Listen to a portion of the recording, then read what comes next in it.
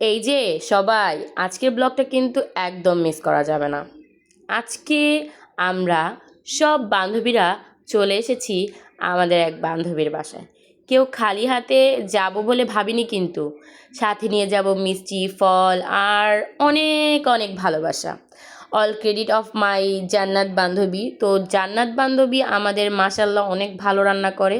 So তার বাসার উদ্দেশ্যে রেডি সেডি গো মোড়ে চলে যাচ্ছি। চলুন আপনাদেরও নিয়ে যাই আমাদের সঙ্গে।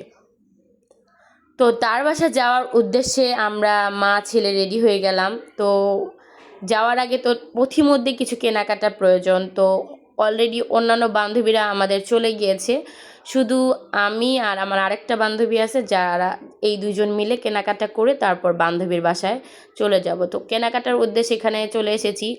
এখান থেকে নিয়েছিলাম আপেল, কমলা আর আঙুর। আর তারপর মিষ্টির দোকান থেকে নিয়েছিলাম বাচ্চার জন্য ডোনাট আর মিষ্টি, দই। অলরেডি আমার অন্যান্য বান্ধবীরা কিন্তু ওখানে পৌঁছে গিয়েছে। তো বন্ধুত্ব কিন্তু এমনই হওয়া উচিত যে যখন কোনো বান্ধবী বা বন্ধুর কোনো কিছু ইচ্ছে করবে, কোনো কিছু দ্বিধাদ্বন্দ্ব বা ভাবনার বাহিরে গিয়ে বলবো, হ্যাঁ ঠিক আছে চল এটা করি, হ্যাঁ ঠিক আছে চল ওটা করি। এরকমই হওয়া উচিত, তাই না বলেন?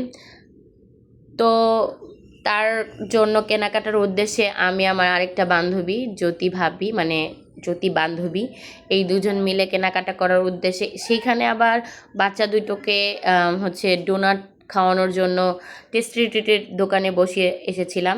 আর এখানে আবার আলেরাবি নিয়ে এসে ডোনাট নিয়েছিলাম, ওখানে ছিল না, দ্যাটস ওয়াই আবার এখানে চলে এসেছিলাম। তারপর কেনাকাটা একদম অলমোস্ট শেষ করে তো আমাদের পেটে একদম পুরো ইঁদুর দৌড়াচ্ছিল, মানে একদম পুরাপুরি ইঁদুর দৌড়াচ্ছিল। মানে ইঁদুর এমনভাবে দৌড়াচ্ছিল যে কোনোভাবে ইঁদুরকে থামাতে পারতেছিলাম না। তো কেনাকাটা করার এক পর্যায়ে কলিজা সিঙ্গারা খেয়েছিলাম। যাক গে, এখানে মিষ্টির দোকানে আইসা মিষ্টির দোকানদার কইতেছিল যে মিষ্টির দাম 680।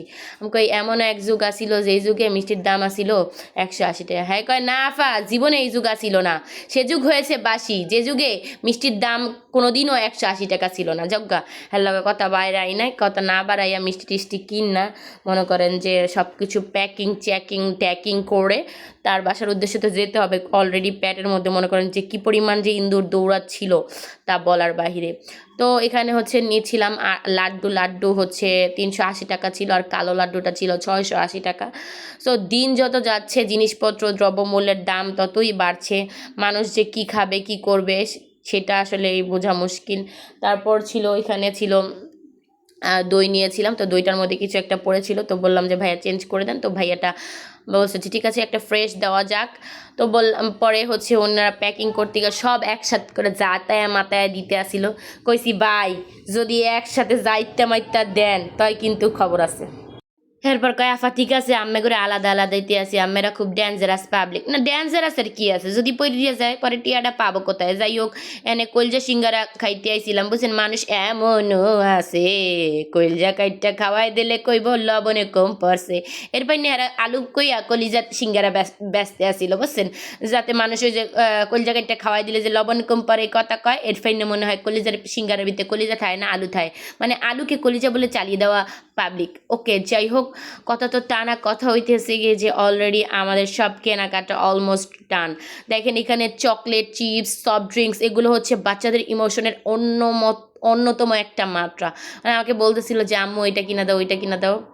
কেনাকাটা বাদ এখন হইতেছে বান্ধবীর বাসায় যাওয়ার উদ্দেশ্যের জন্য মনে করেন প্যারের ভিতরে ইন্দুর প্যারা চ্যাক চ্যাক চ্যাক চুক চুক চুক করতে আছে।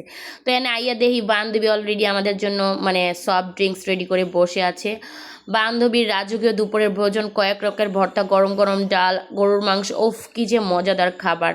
সো আলহামদুলিল্লাহ কী যে মজা হয়েছে, মনে হচ্ছে ক্যামেরা দিয়ে স্বাদটা যদি আপনাদেরও খাওয়াতে পারতাম। খাওয়ার পর শুরু হলো আসল পর্ব। টাটা, আল্লাহ হাফেজ।